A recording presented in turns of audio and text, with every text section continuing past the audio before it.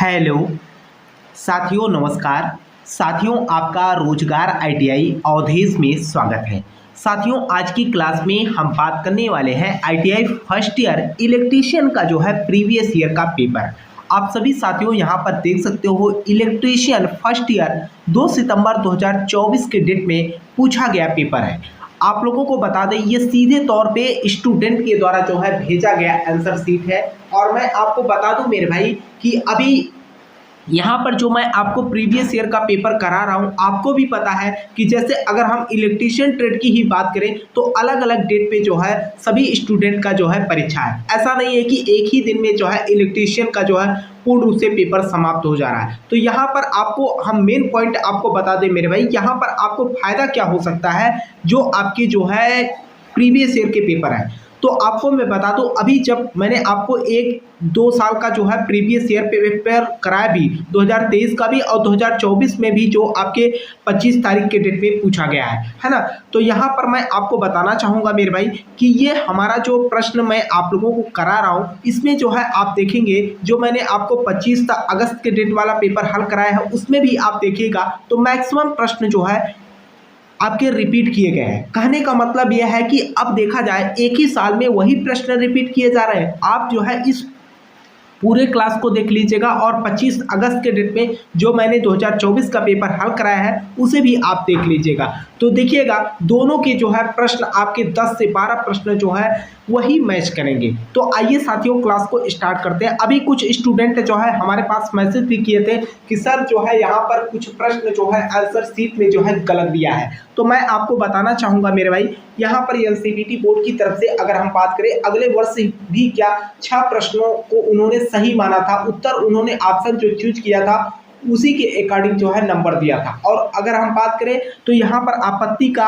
Option भी आता है, ग्रीवेंसेस का। तो यहाँ पर जब आपत्ति किया गया तो एनसीईआरटी बोर्ड ने जो है सभी स्टूडेंट को जो है उस पर नंबर दिया था। ठीक है, तो आइए साथियों क्लास को स्टार्ट करते हैं। और यहाँ पर मैं आपको बता दूं मेरे भाई, कुछ स्टूडेंट बोल रहे हैं कि सर निमी से प्रश्न नहीं पूछे जा रहे हैं। और आपको मैं बता दूं यहाँ पर हमारे ही कॉलेज के कई सारे स्टूडेंट ऐसे हैं जिन्होंने कहा कि सर निमी पैटर्न पे ही तो आधारित प्रश्न पूछे गए हैं। लेकिन यहाँ पर कुछ स्टूडेंट ने गलतियाँ क्या किया है, जैसे मैंने उनको जो है ट्रेड थ्योरी के बारे में बताया तो उन्होंने केवल ट्रेड थ्योरी ही पढ़ा है ना। हमने आप लोगों को सिलेबस का स्ट्रक्चर बता भी दिया था कि टोटल आपके 4 सब्जेक्ट हैं है ना, जो कि आपके वर्कशॉप कैलकुलेशन और इंजीनियरिंग ड्राइंग है, और साथ में आपका जो है एम्प्लॉयबिलिटी स्किल है, जो कि 25 प्रश्न आएगा ही आएगा।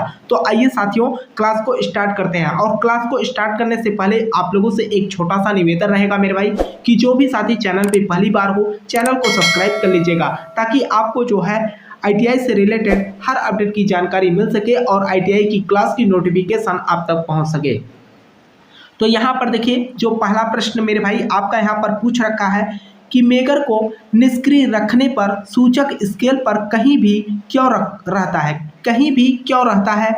हवा घर्षण डैम्पिंग प्रदान की, ये जो है यह बल अघूर्ण को जो है ये क्या करता है, नियंत्रित नहीं कर रहा है। तो आंसर आपका यहाँ पर बी बनेगा। देखिए यहाँ पर मैं आपको ज़्यादा एक्सप्लेन नहीं करने वाला हूँ, ये भी मैं आपको बता दूँ क्योंकि ये देखिए प्रीवियस ईयर का पेपर है। तो ये क्लास हमारा मेन उद्देश्य है कि आपको जो है प्रीवियस ईयर के पेपर को देख के जाना है, क्योंकि आपको मैं बता दूँ सीधे के सीधे यहीं से जो है प्रश्न पूछे जा रहे हैं। अभी हमारे पास जो है कुछ स्टूडेंट जो है 60 स्कैन करके भेजे, तो हमारे हिसाब से तो मेरे भाई मैंने आपको प्रीवियस ईयर के पेपर में इन सभी प्रश्नों को हल ही करा दिया है। ठीक है, तो यहाँ पर आप देखिए अगला प्रश्न क्या कर रखा है कि तांबे का विद्युत रासायनिक तुल्यांक क्या है।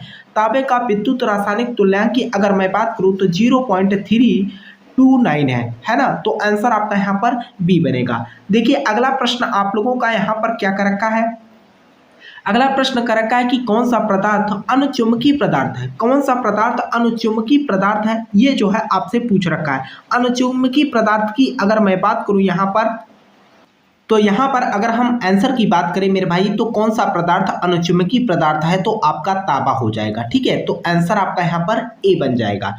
देखिए अगला प्रश्न आपका यहाँ पर क्या कर रखा है, और ये प्रश्न मैंने आपको जो 25 अगस्त के डेट में जो मैंने आपको पेपर हल कराया उसमें ये प्रश्न मैंने आपको करा भी चुका हूँ।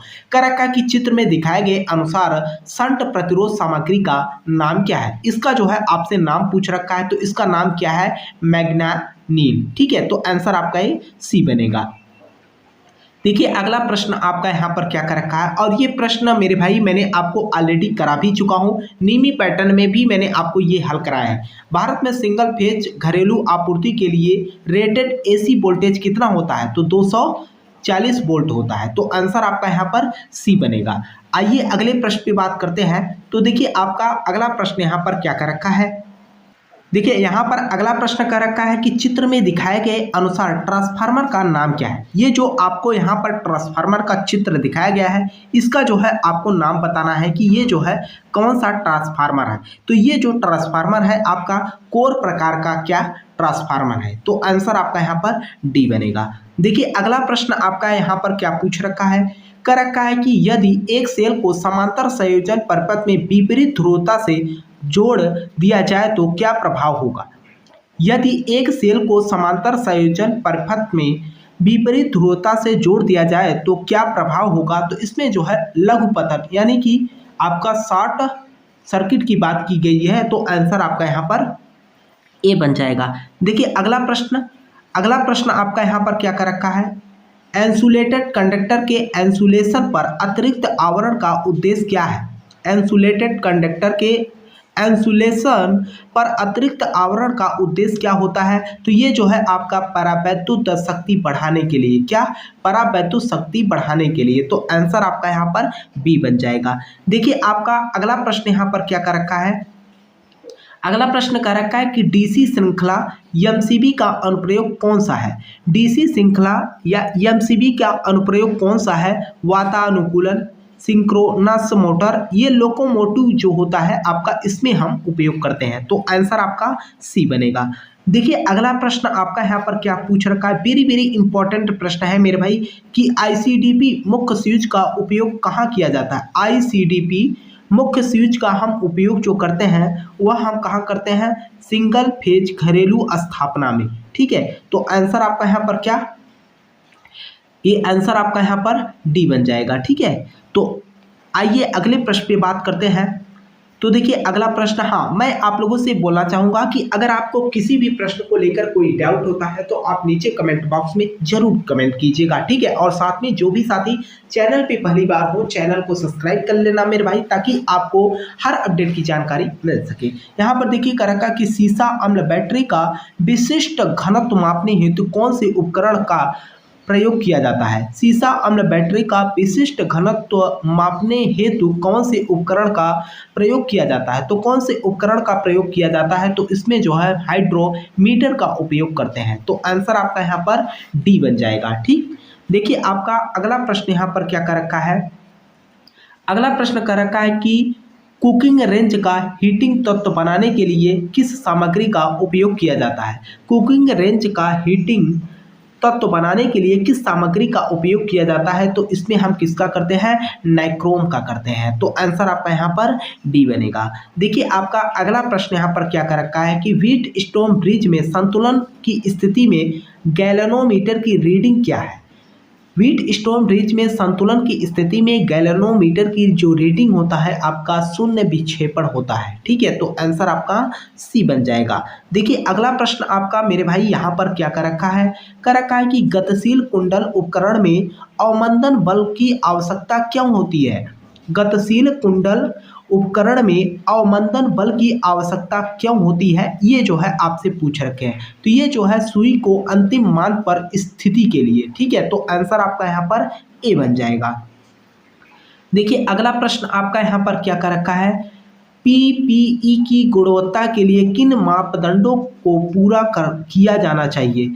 पीपीई की गुणवत्ता के लिए किन मापदंडों को पूरा किया जाना चाहिए। तो किसके लिए किया जाना चाहिए, ये जो है यह खतरों का सामना करने में सक्षम होना चाहिए। तो आंसर आपका यहाँ पर सी बन जाएगा।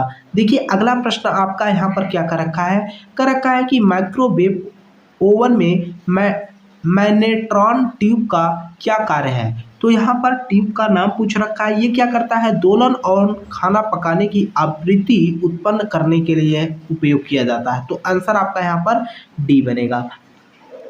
देखिए अगला प्रश्न यहाँ पर क्या कर रखा है, कह रखा है कि अर्थ प्रतिरोध को मापने के लिए पृथ्वी प्रतिरोध परीक्षक के इलेक्ट्रोड एसी का उपयोग क्यों किया जाता है? तो ये जो है विद्युत अपघट्ट विभव बल को हटाने के लिए। तो आंसर यहाँ पर सी बनेगा।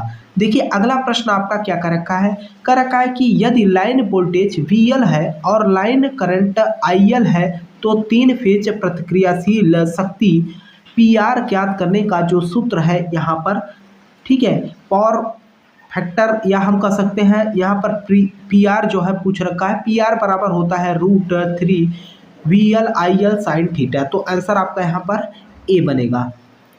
देखिए अगला प्रश्न क्या कर रखा है, कर रखा है कि फ्लड और औद्योगिक प्रकाश व्यवस्था के लिए किस प्रकार की प्रकाश व्यवस्था का उपयोग किया जाता है? फ्लड और औद्योगिक प्रकाश व्यवस्था के लिए यहाँ पर देखिए यहाँ पर आपका प्रश्न क्या कर रखा है कि फ्लड और औद्योगिक प्रकाश व्यवस्था के लिए किस प्रकार की प्रकाश व्यवस्था का उपयोग किया जाता है? तो उसमें जो है हम प्रत्यक्ष प्रकाश का उपयोग करते हैं। तो आंसर आपका बी बनेगा। देखिए अगला प्रश्न आपका यहाँ पर क्या कर रखा है, अगला प्रश्न आपका कर रखा है कि RLC श्रेणी परिपथ में किस स्थिति में अनुनाद होगा? किस स्थिति में अनुनाद होगा? तो आंसर आपका यहाँ पर बी बनेगा, ठीक है, XL और XC के रूप में होगा। आइए अगले प्रश्न पे बात करते हैं। अगला प्रश्न क्या कर रखा है कि विद्युत की मात्रा का सूत्र क्या है? करंट और टाइम, ठीक है, वही आपका क्या होता है, विद्युत की मात्रा होती है। आंसर आपका यहाँ पर ए बनेगा। आइए अगले प्रश्न पे हम बात करते हैं। अगला प्रश्न देखिए कर रखा है कि कंडक्टर का आकार मापने के लिए किसका उपयोग किया जाता है?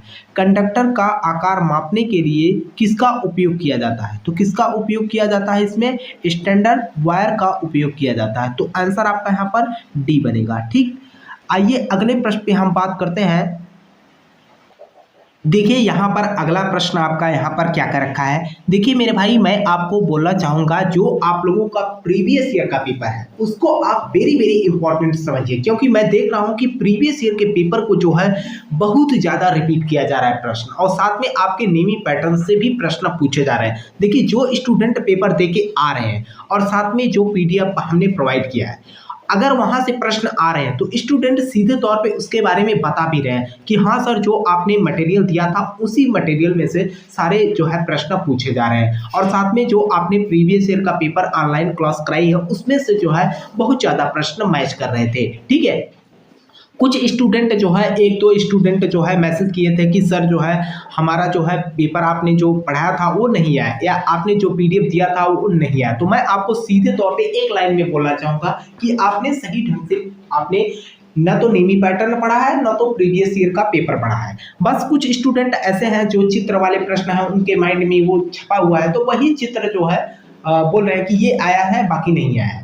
तो आपको मैं यहाँ पर आप लोग कहेंगे मेरे भाई, तो हमारे भी कॉलेज के बहुत सारे स्टूडेंट हैं और अदर कॉलेज के भी बहुत सारे स्टूडेंट हैं, और साथ में अभी आप लोगों का आंसर शीट भी जारी किया जाएगा, तो उससे जो है कंफर्म हो जाएगा कि आप सही बोल रहे हैं कि जो है नेमी गलत बोल रहा है ना। क्योंकि सारे के सारे प्रश्न जो है नेमी पैटर्न जो आप लोगों का PDF बनाया गया है मेरे भाई, ये NCVT बोर्ड के अकॉर्डिंग ही बनाया गया है और वहीं से जो है प्रश्नों को पूछा जाता है। आज तक का रिकॉर्ड रहा, आप लोग देख लीजिए, चाहे जितने भी टीचर्स हों, यूट्यूब पे हों, है ना, चाहे कहीं पर भी हो, सभी जो है आपको नेमी पैटर्न पर ही सलाह देंगे और आपको बता दें कि वहीं से जो है प्रश्न पूछा भी जाता है। तो यहाँ पर देखिए अगला प्रश्न आपका क्या कर रखा है मेरे भाई, क्या कर रखा है कि पोर्टेबल उपकरण की आपूर्ति के लिए किस प्रकार के सहायक उपकरणों का उपयोग किया जाता है? तो उसमें जो है निर्गत सामान का जो है उपयोग किया जाता है। तो आंसर आपका डी बनेगा। देखिए आपका अगला प्रश्न यहाँ पर क्या कर रखा है, उपभोक्ता का मुख्य बोर्ड में सेवा संयोजन आपूर्ति किस स्थान से जुड़ी होती है? किस स्थान से जुड़ी होती है? ऊर्जा मापी से जुड़ी होती है। तो आंसर आपका डी बनेगा। अभी कई सारे स्टूडेंट बोल रहे थे जब मैंने अगला पेपर प्रीवियस ईयर का हल कराया मेरे भाई, तो स्टूडेंट बोल रहे थे कि सर आपने पूरा एक्सप्लेन करके नहीं बताया। तो देखिए मेरे भाई यहाँ पर मैं आपको ऑलरेडी ये सारे के सारे प्रश्न मैंने आपको नेमी पैटर्न पे हल करा भी चुका हूँ, और साथ में मैं आपको बताना चाहूँगा ये प्रीवियस ईयर का पेपर है, इसको आप देख लीजिए मेरे भाई। इसी तरीके के जो है प्रश्न आप लोगों के परीक्षा में, या यूँ कहें हम कि ये प्रश्न आपके रिपीट होंगे ही होंगे। यहाँ पर देखिए क्या कर रखा है, किस प्रकार का संधारित्र अंतरिक्ष इलेक्ट्रॉनिक के लिए उपयोग किया जाता है? तो इसमें जो है इलेक्ट्रोलाइटिक टाइटलम प्रकार के जो है उपयोग किए जाते हैं। तो आंसर आपका यहाँ पर डी बनेगा। देखिए अगला प्रश्न आपका क्या कर रखा है कि कौन सा यह परिभाषित करता है कि फ्लक्स घनत्व सदैव चुंबकीय बल से पीछे रहता है। कौन यह परिभाषित करता है कि फ्लक्स घनत्व सदैव चुंबकीय बल से पीछे रहता है? तो ये जो है आपका हिस्टैरिसीस। आंसर आपका यहाँ पर डी बन जाएगा।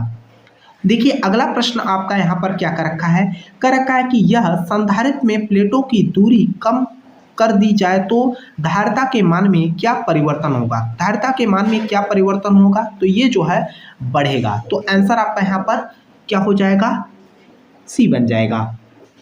देखिए अगला प्रश्न क्या कर रखा है, और ये प्रश्न मेरे भाई आपकी परीक्षा के लिए वेरी वेरी इंपॉर्टेंट है, क्योंकि मैं देख रहा हूँ ये प्रश्न जो है हर साल जो है रिपीट किया जा रहा है। कह रखा है कि चित्र में दिखाया गया ड्रिल बीट का नाम क्या है? ये जो ड्रिल बीट आपको यहाँ पर दिखाया गया है इसको हम टेपर साइन का बीट के नाम से जानते हैं। तो आंसर आपका ए बन जाएगा। देखिए आपका अगला प्रश्न क्या कर रखा है कि डीप सोल्डरिंग विधि का उपयोग क्या है? डीप सोल्डरिंग विधि का उपयोग क्या है, ये जो है आपसे पूछ रखा है। ये जो है पीसीबी पर छोटे छोटे घटकों की सोल्डरिंग। तो आंसर आपका यहाँ पर ए बन जाएगा। देखिए आपका अगला प्रश्न क्या कर रखा है मेरे भाई, अगला प्रश्न आपका यहाँ पर कर रखा है 3 फेज स्टार से जुड़े असंतुलन भार में तटस्थ चालक में धारा का मान क्या है? 3 फेज स्टार में जुड़े असंतुलित भार में तटस्थ चालक में धारा का मान क्या है? ये जो है 3 फेज में धारा का सदिश योग होता है। तो आंसर तीनों फेज को हम धारा में सदिश योग कर देंगे तो आपका यही जो है तटस्थ चालक में धारा का मान हो जाएगा। तो आंसर आपका ए बनेगा।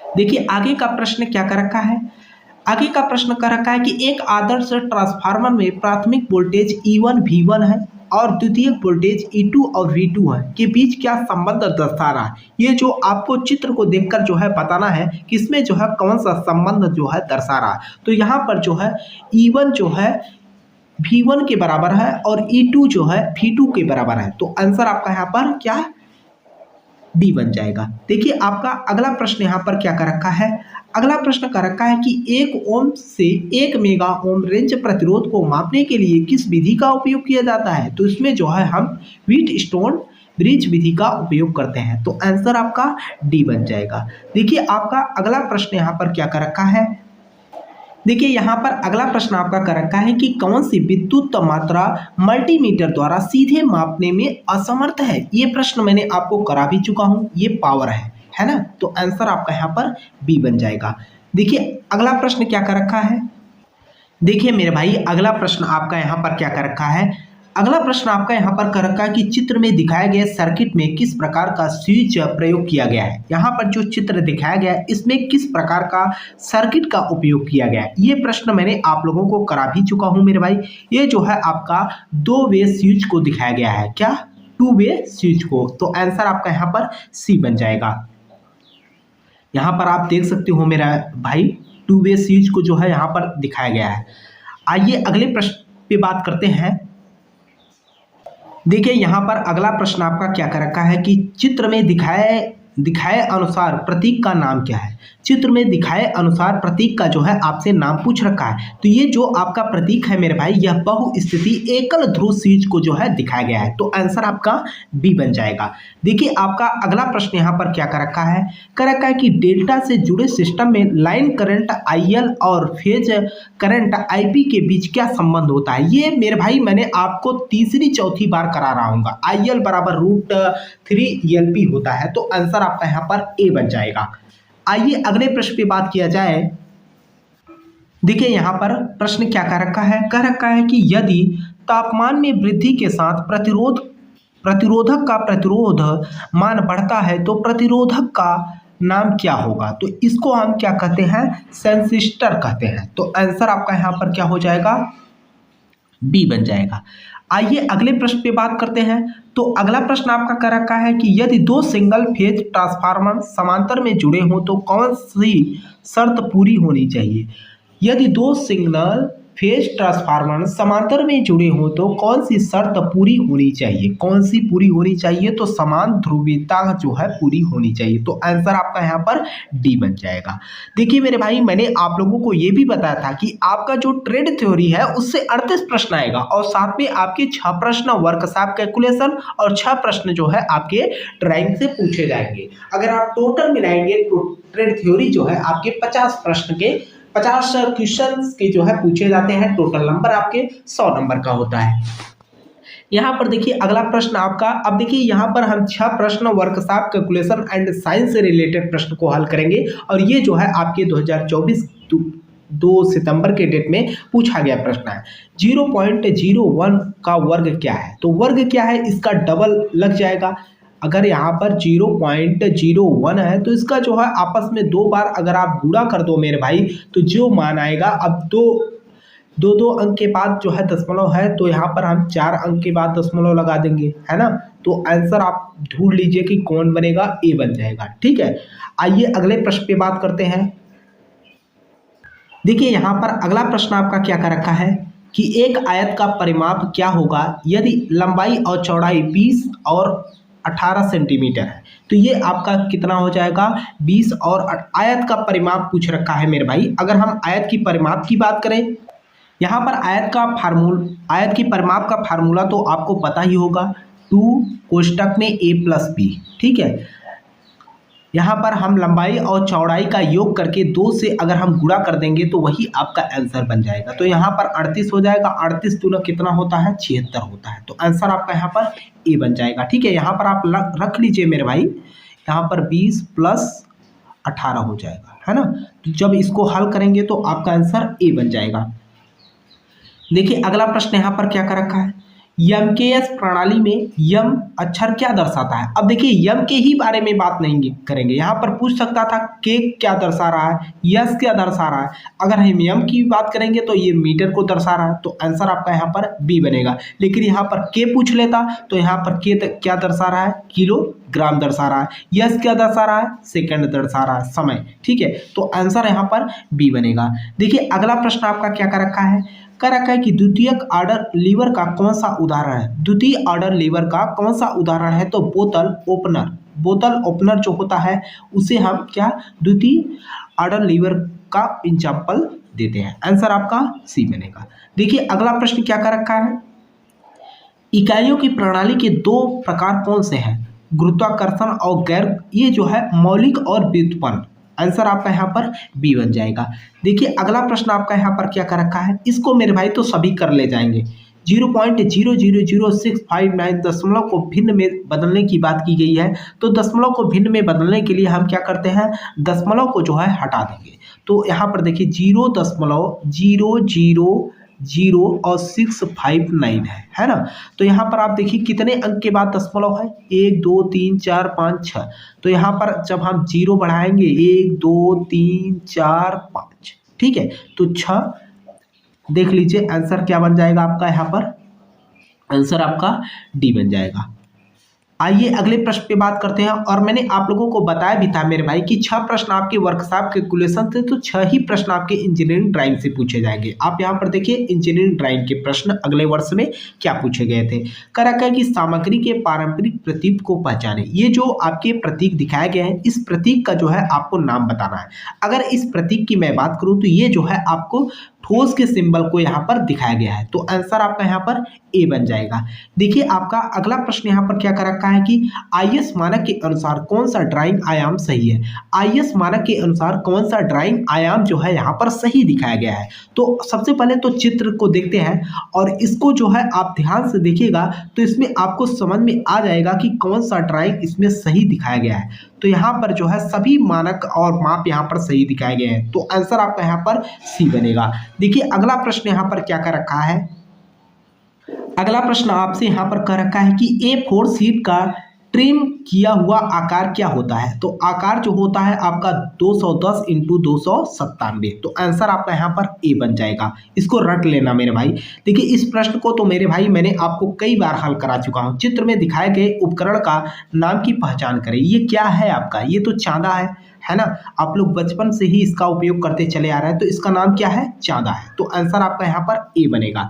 देखिए अगला प्रश्न, और अगला प्रश्न क्या कर रखा है कि कंपास का उपयोग किस लिए करते हैं। कुल मिलाकर यहाँ पर कह रखा है कि कंपास का उपयोग ड्रा करने के लिए किया जाता है। किसके लिए किया जाता है, वृत्त को बनाने के लिए, सर्किल। तो आंसर आपका यहाँ पर डी बनेगा। देखिए अगला प्रश्न आपका यहाँ पर क्या कर रखा है कि ड्राइंग अभ्यास के अनुसार कौन सा ड्राइंग आयाम सही है। ड्राइंग अभ्यास के अनुसार कौन सा ड्राइंग यहाँ पर सही माना गया है। तो अगर हम सही वाले बात की बात करेंगे तो आंसर आपका यहाँ पर सी बन जाएगा। ठीक है, तो ये रहा साथियों आज की क्लास, और मुझे उम्मीद है साथियों कि आपको जो है यह क्लास समझ में आई होगी। अगर आपको किसी भी प्रश्न को लेकर कहीं पर भी कोई डाउट होता है तो आप नीचे कमेंट बॉक्स में जरूर कमेंट कीजिएगा। ठीक है, और साथ में मैं आप लोगों से बोलना चाहूँगा मेरे भाई कि जो भी साथी चैनल पे पहली बार हो, चैनल को सब्सक्राइब कर लीजिएगा। अगर आपको ये PDF चाहिए तो आपको हम PDF टेलीग्राम चैनल पे जो है दे देंगे। रोजगार ITI अवधेश के नाम से टेलीग्राम चैनल है, उसे आप लोग जो है ज्वाइन कर लीजिएगा। वहाँ पर आपको कोई भी अपडेट या कोई भी न्यूज आती है तो आपको वहां पर भी जानकारी मिल जाएगी। ठीक है, तब तक के लिए साथियों आपसे मिलते हैं नेक्स्ट क्लास में। तब तक के लिए जय हिंद, जय भारत।